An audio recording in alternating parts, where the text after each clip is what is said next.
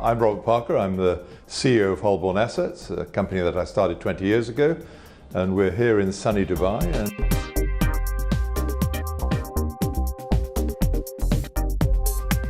Holborn Assets is an international financial services company. We stretch everywhere from the UK, where we're regulated, down into the Far East.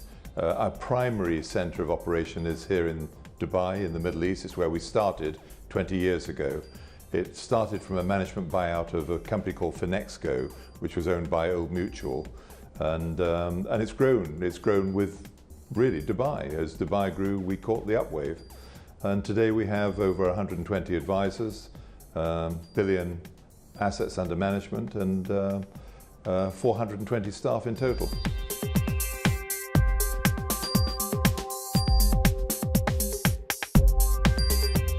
Change is coming from a number of directions.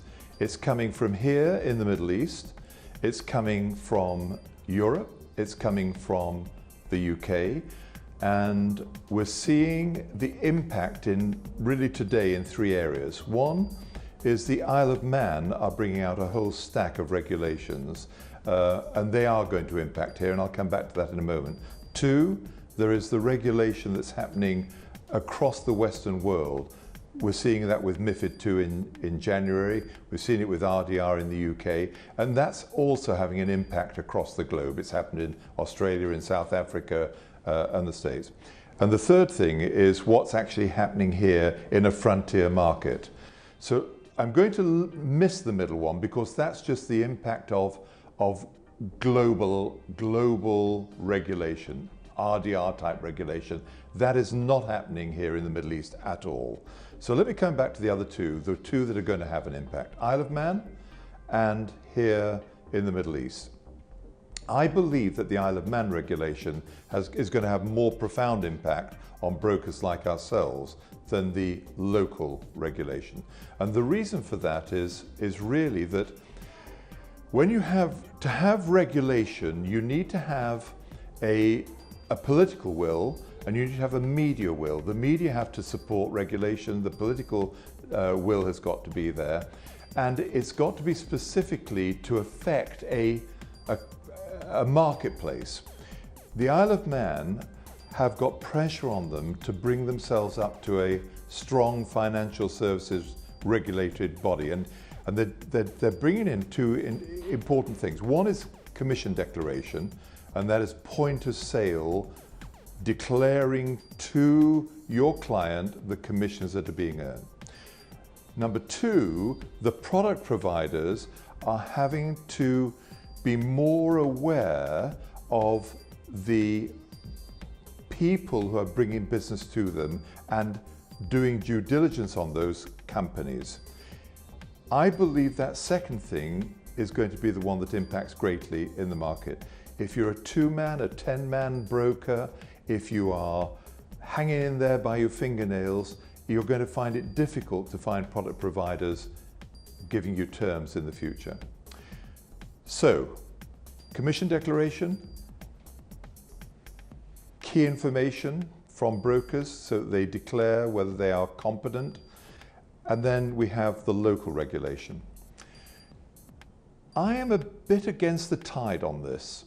I don't think that the local regulation is going to have an impact, much of an impact, more than we've seen so far in the next 5 years. I see that we've already built into our businesses that which we were expecting. So a good business already has competency on all sorts of levels. Compliance is good, new business inspection is good, the way we treat our customers fairly, all of those things are already built in to our business model. So I don't think anything that they may bring out in the next year or two, if indeed it happens, will impact us any further than where we are today. And there's a big question. Will it happen?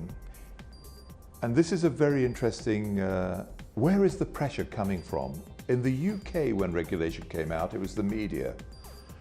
Here, is it important to the Emirates how an expatriate is sold financial services? Where is the pressure coming from?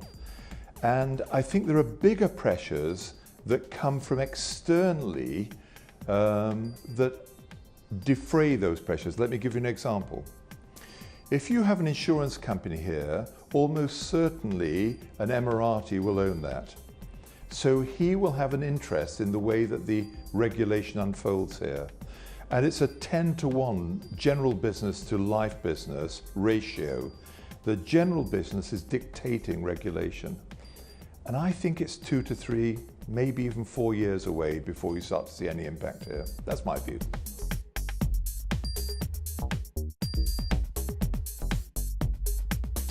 Dubai is important to us because that's where we started. It's our mothership. This is where, up until really 5 years ago, all our operations were here in Dubai. And when we talk in Dubai, of course, we're talking about really the UAE and in a sense the GCC. We're talking about the Middle East. And I think, as we all know, Dubai has been the miracle of the 21st century. It has been an outstanding success story. The leaders in the UAE, specifically here in Dubai, and what they have done is simply remarkable. Their vision is incredible. And all we have done, as I said earlier, is we've caught the upwave. Dubai is an amazing city to work from. It works very, very well. If you wanted to set up a company, you can do it within a matter of 3 or 4 days. You want to get in with the transport, Emirates Airlines, 187 destinations. Within 4.5 hours, you've got a massive marketplace to go. It's an exciting central hub from the world. And it's just going to get bigger and bigger and better and better. And I think in terms of our global reach, I think you can look at Tokyo, you can look at Hong Kong, you can look at Singapore, you can look at London, you can look at New York, but you better also be looking at Dubai in the next 20 to 25 years. It is going to be an amazing success story. It is already. So for us, that's why it's important.